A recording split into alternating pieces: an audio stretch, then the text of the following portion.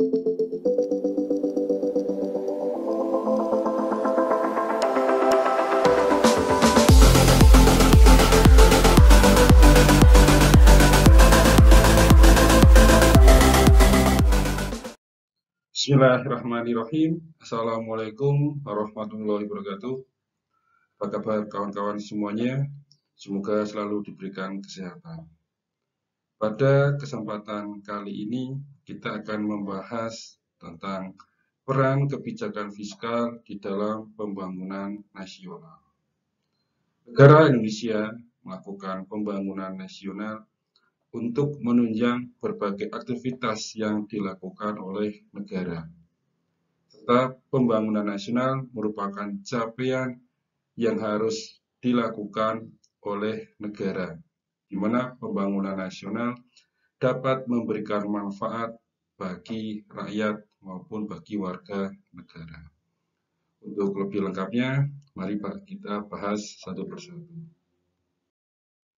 Peran kebijakan fiskal di dalam pembangunan nasional sangat terkait dengan sebuah anggaran, di mana peran tersebut merupakan pengelolaan anggaran yang dilakukan oleh pemerintah, sehingga anggaran yang dimiliki sangat berpengaruh terhadap pembangunan nasional. Realisasi dari sebuah rencana dengan menggunakan anggaran yang sudah dihimpun, anggaran sudah direncanakan, akan sangat berhasil ketika dilakukan dengan penuh kehati-hatian. Perubahan terkait dengan harga, terkait dengan kondisi perekonomian, bisa berpengaruh terhadap perencanaan yang telah dilakukan. Sehingga pemerintah di dalam pengeluaran atau di dalam penggunaan anggaran sangat berhati-hati. Nah, di sini kebijakan anggaran akan menentukan perencanaan dan pelaksanaan pembangunan nasional di Indonesia. Terdapat beberapa dampak yang terjadi ketika kebijakan fiskal itu berpengaruh di dalam pembangunan nasional. Atau setiap kebijakan fiskal yang diambil oleh pemerintah akan mempengaruhi di dalam kegiatan pembangunan nasional. Di sini dampak yang terkait dengan kebijakan fiskal tidak lepas dari yang namanya kebijakan anggaran. Ada 3 kebijakan anggaran yang dilakukan oleh pemerintah. Yang pertama terkait dengan kebijakan anggaran berimbang. Yang kedua ada kebijakan anggaran surplus. Dan yang ketiga ada kebijakan anggaran defisit. Di mana terkait dengan kebijakan berimbang merupakan anggaran yang diterima maupun anggaran yang digunakan nanti bisa memiliki nilai yang sama atau bisa menyesuaikan dengan kondisi yang ada terkait dengan pemasukan serta pengeluaran. Yang kedua terkait dengan kebijakan anggaran surplus, di sini terjadi beberapa anggaran yang berlebih sehingga anggaran lebih tersebut mampu digunakan di dalam pembangunan nasional secara optimal. Yang ketiga terkait dengan anggaran defisit, anggaran yang dihimpun oleh pemerintah tidak mencukupi untuk pembangunan nasional, sehingga pemerintah melakukan beberapa upaya untuk memenuhi kebijakan anggaran tersebut atau melakukan beberapa kebijakan atau keputusan agar pembangunan nasional dapat terrealisasi. Ini merupakan 3 kebijakan anggaran yang dapat dilakukan dalam pembangunan nasional. Agar lebih memahami terkait dengan peran kebijakan fiskal di dalam pembangunan nasional, maka kita harus mengetahui terlebih dahulu tentang pengertian dari pembangunan nasional. Ada beberapa pendapat ahli tentang pembangunan nasional. Yang pertama ada dari Bapak Dedi Davidson, memberikan pengertian bahwa pembangunan nasional merupakan reformasi ekonomi, sosial, dan juga budaya yang dilaksanakan secara sengaja karena pihak tertentu sudah memiliki rencana. Tujuan tersebut juga didasari oleh kebijakan maupun peraturan yang berlaku. Sedangkan menurut pendapat Bapak Ginanjar Kartasasmita menyampaikan bahwa pembangunan nasional merupakan perubahan menuju yang lebih baik melalui upaya terencana dan konsisten. Berkembang untuk mencapai tujuan terbaik dalam memperoleh kesejahteraan seperti yang diharapkan. Pendapat lain tentang pembangunan nasional, kita bisa melihat dari pendapatnya Mr. Cortez yang memberikan arti bahwa transformasi untuk bidang sosial budaya, ekonomi, serta pendidikan. Proses perubahan yang sudah direncanakan ini diharapkan dapat mengubah kehidupan masyarakat yang lebih baik. Ini merupakan pengertian pembangunan nasional menurut Mr. Cortez. Sedangkan menurut Mr. Alexander memberikan arti bahwa pembangunan nasional merupakan proses perubahan yang tidak hanya mencakup sistem sosial saja, tetapi juga dari segi politik, infrastruktur, maupun pendidikan, serta teknologi. Berkaitan dengan tujuan pembangunan nasional, kita bisa melihat di dalam pembukaan Undang-Undang Dasar 1945. Di sini dijelaskan tentang tujuan pembangunan nasional, yaitu mengenai tujuan pembangunan nasional untuk melindungi segenap bangsa Indonesia, seluruh tumpah darah, dan untuk memajukan kesejahteraan umum, mencerdaskan kehidupan bangsa. Itu merupakan tujuan pembangunan nasional sesuai yang ada di dalam pembukaan Undang-Undang Dasar 1945. Tujuan pembangunan yang lain kita bisa lihat di sini. Yang pertama terkait dengan tujuan pemerataan dan percepatan bangunan dari berbagai sektor. Yang kedua, membangun kesejahteraan masyarakat. Yang ketiga, mencerdaskan bangsa. Serta yang keempat, mewujudkan sistem pemerintahan yang berkualitas. Ini merupakan tujuan pembangunan nasional di Indonesia. Adapun terkait dengan hakikat pembangunan nasional, kita bisa lihat di sini. Yang pertama ada keselarasan, ada keserasian, keseimbangan, dan kebulatan yang utuh dalam seluruh kegiatan pembangunan. Itu hakikat yang pertama. Hakikat yang kedua adalah pembangunan nasional merupakan merata untuk seluruh masyarakat dan di seluruh wilayah tanah air. Artinya pembangunan ini bisa dirasakan dan bisa dinikmati oleh seluruh warga negara Indonesia. Hakikat yang ketiga, subjek dan objek pembangunan adalah manusia dan masyarakat Indonesia. Sehingga pembangunan harus berkepribadian Indonesia dan menghasilkan manusia dan masyarakat maju yang tetap berkepribadian Indonesia. Hakikat pembangunan nasional yang keempat, pembangunan dilaksanakan bersama masyarakat dan oleh pemerintah.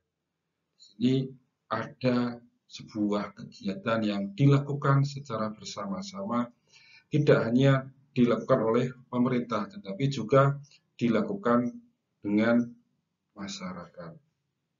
Jadi ada sebuah kerjasama, ada sebuah kekompakan antara masyarakat dengan pemerintah untuk mewujudkan suatu kegiatan pembangunan. Di dalam perkembangan pembangunan nasional, kita bisa bedakan menjadi 4. Yang pertama ada tahapan perencanaan, di mana setiap pembangunan yang akan dilakukan perlu dilakukan perencanaan, sehingga kegiatan yang akan dilakukan bisa diketahui setiap tahapan, setiap proses, atau bagi pelaksanaan pembangunan bisa mengetahui seberapa detail kegiatan yang harus dilakukan. Perencanaan juga bisa menjadi sebuah indikator tentang keberhasilan dari kegiatan yang dilakukan. Yang kedua ada perspektif. Terkait dengan perspektif, pembangunan nasional akan diperuntukkan untuk siapa atau kepentingannya untuk masyarakat atau untuk kelompok tertentu. Sehingga di dalam sebuah perspektif akan muncul sebuah manfaat yang dirasakan oleh masyarakat atau oleh warga negara. Yang ketiga terkait dengan tahunan, beberapa kegiatan bisa dilakukan menjadi beberapa tahun atau berlangsung beberapa tahun. Ada kegiatan yang dilakukan secara multi-year. Kenapa?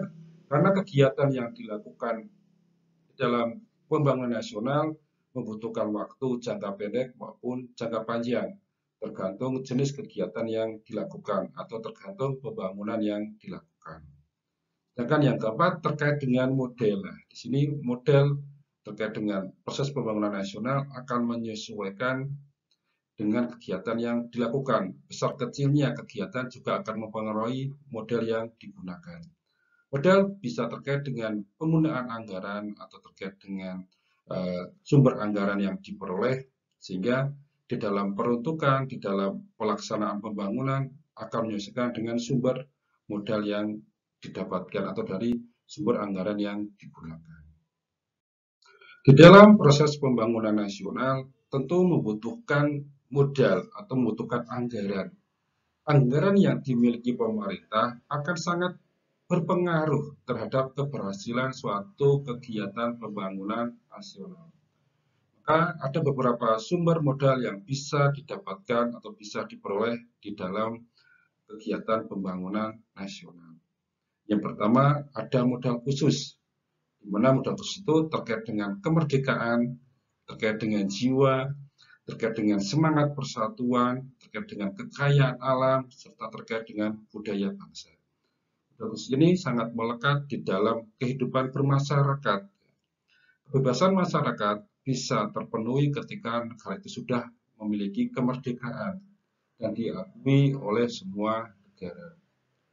Jiwa merupakan suatu hal yang dimiliki oleh setiap masyarakat, setiap manusia yang bisa menggerakkan atau bisa menimbulkan sebuah semangat di dalam proses pembangunan nasional. Di beberapa model khusus ini sangat berperan penting di dalam keberhasilan pembangunan nasional. Berkaitan dengan sasaran pembangunan nasional, tentu ada beberapa sasaran yang harus dicapai. Pertama adalah terkait dengan pemulihan ekonomi.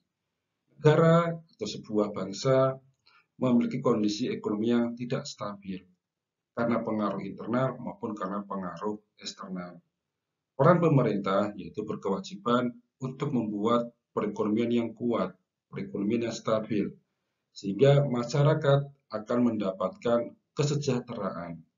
Perekonomian yang tidak stabil akan mengakibatkan harga-harga mengalami kenaikan atau juga bisa terjadi bahwa masyarakat kesulitan di dalam proses mencari uang.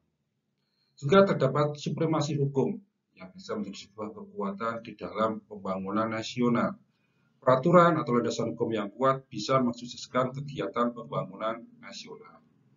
Yang keempat juga terkait dengan sistem politik. Pemerintah yang berkuasa tentu memiliki kebijakan di dalam pembangunan nasional. Maka kebijakan yang diambil harus mampu mendukung pembangunan nasional yang berorientasi terhadap kesejahteraan masyarakat. Tujuan pembangunan berkelanjutan atau Sustainable Development Goal atau sering disingkat dengan SDG merupakan sebuah agenda tahun 2030 yang merupakan kesepakatan pembangunan berkelanjutan berdasarkan hak asasi manusia dan kesetaraan. Di mana tujuan pembangunan berkelanjutan merupakan prinsip atau memiliki prinsip universal, integritas, dan inklusif untuk meyakinkan bahwa tidak ada satupun yang tertinggal atau sering disebut dengan no one left behind. Ini merupakan tujuan pembangunan nasional berkelanjutan yang disepakati oleh beberapa negara dengan beberapa capaian dan beberapa sasaran yang harus dapat dilakukan atau dapat tercapai di tahun 2030. Terkait dengan tujuan pembangunan berkelanjutan yang dilakukan secara global, ada 17 tujuan yang harus dicapai. Yang pertama adalah terkait dengan menghapus kemiskinan, di mana beberapa negara masih mengalami kemiskinan. Dan kemiskinan ini tentu agak sulit untuk dilakukan apabila negara tidak memiliki perekonomian yang kuat. Yang kedua adalah mengakhiri kelaparan.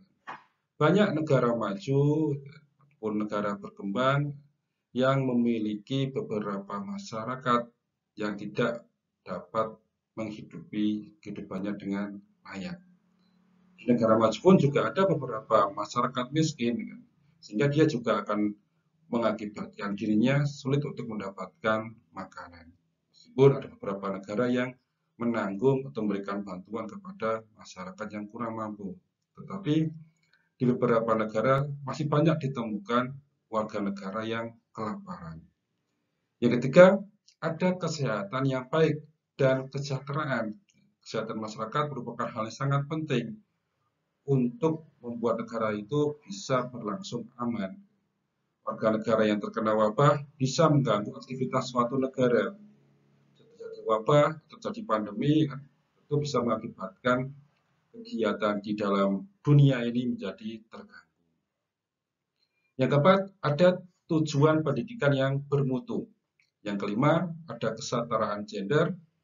Tujuan yang keenam terkait dengan pembangunan berkelanjutan, yaitu akses air bersih dan sanitasi. Nah, mungkin di Indonesia tidak begitu masalah terkait dengan air bersih, ya, tapi ada di beberapa negara yang kesulitan mendapatkan air.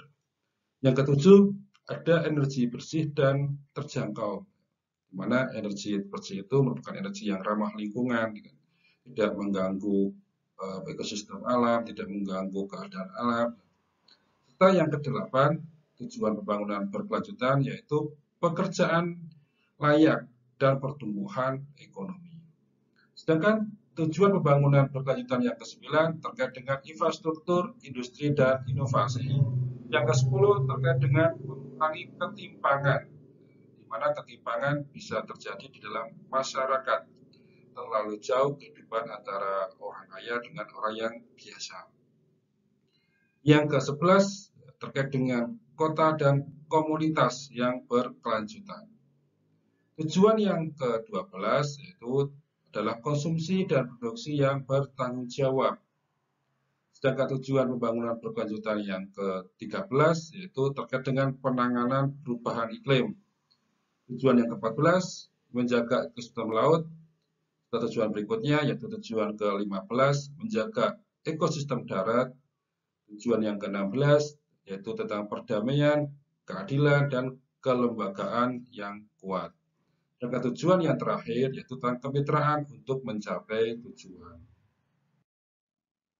Terdapat 4 pilar utama di dalam pembangunan nasional, yaitu terdiri dari pilar pembangunan nasional, pilar pembangunan lingkungan, pilar pembangunan ekonomi, dan yang terakhir pilar pembangunan hukum dan tata kelola. 4 pilar ini sangat berperan penting di dalam kesuksesan pembangunan nasional.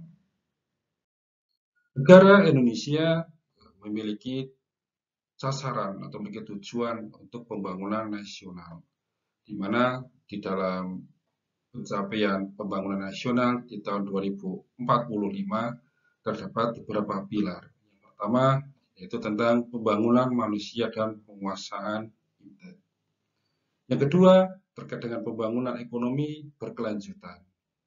Yang ketiga yaitu tentang pilar pemerataan pembangunan, dan yang pilar terakhir tentang ketahanan nasional dan tata kelola pemerintahan. Ini merupakan pilar pembangunan nasional di tahun 2045. Artinya di tahun 2045 apa yang ingin diraih ini harus bisa sudah dapat terjadi. Sedangkan terkait dengan landasan pembangunan nasional, yang pertama ada landasan konstitusional, yang kedua ada landasan ideal, yang ketiga ada landasan operasional, yang keempat program pembangunan 5 tahun, dan yang terakhir yaitu landasan perencanaan pembangunan daerah. Ini merupakan landasan di dalam pembangunan nasional. Alhamdulillah kita telah mempelajari tentang peran kebijakan fiskal di dalam pembangunan nasional. Mudah-mudahan yang kita pelajari pada kesempatan kali ini dapat bermanfaat untuk masa depan yang lebih baik, serta dicatat sebagai amal kebaikan bagi kita semua. Terima kasih, sukses di masa depan. Wassalamualaikum warahmatullahi wabarakatuh.